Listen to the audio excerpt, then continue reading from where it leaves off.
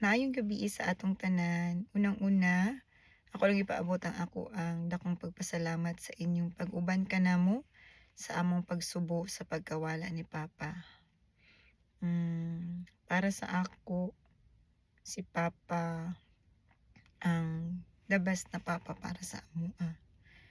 Although dili man siya perfect, pero daghan kay amazing things na gipakita ni Papa sa amo.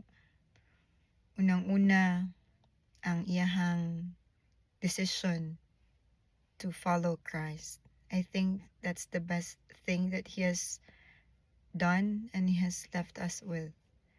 Ang iyang faith um, brought us where we are now.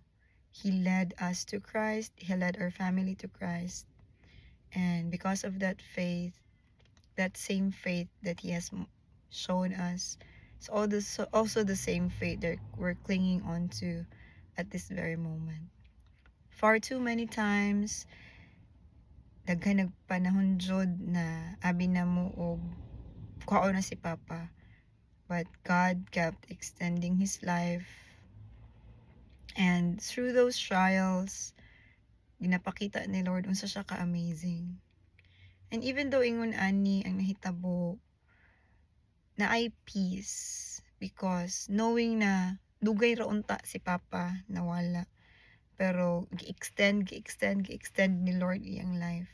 So now, instead of thinking bitaw na wala na ko nga na makaingon mi na thank you Lord kay niabot si Papa ani na edad.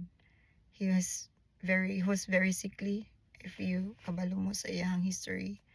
And well, basically na-confirm lang to siya na sakit on the day that he died. But you know, grabe na gi-extend ni Lord yung life. And I believe na Papa lived his life to the fullest siguro na kaya niya because he was so stubborn, right? Buhaton niya iyang gusto. He will do what he wants. But then on the other side, he will not let us feel iyang mga anak na dili niya ipakita gid niya. Naghigugma mi niya. He cares for us. Even though, I want to do this, but still, I'm your dad. I'm here to provide for you. I'm here to support you. Even though, maski na namin mga pamilya. Behind closed doors, we would always say, okay lang na pa, as long as kami imong mga anak, we know who you are. And then, no, you look, God is watching us. Si Lord ang nahibalugid sa tanan, sa filters, everything. So, even for us, yung mga anak, we're content, as long as we have each other, we know each other's actions and things. Ay, nako, ako kasabot sa akong istorya karon. But then, yeah, he's amazing.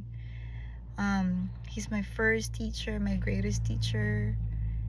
Very big influence in my life.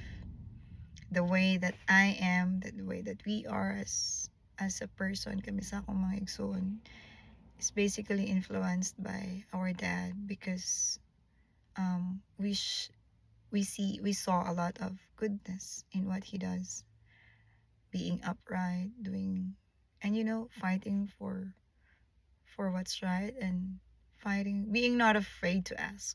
One pinaka kuha ni Papa sa ako. We're confident because he raised us to be not to be arrogant, but just not to be afraid to ask. So ingana lang. I don't know.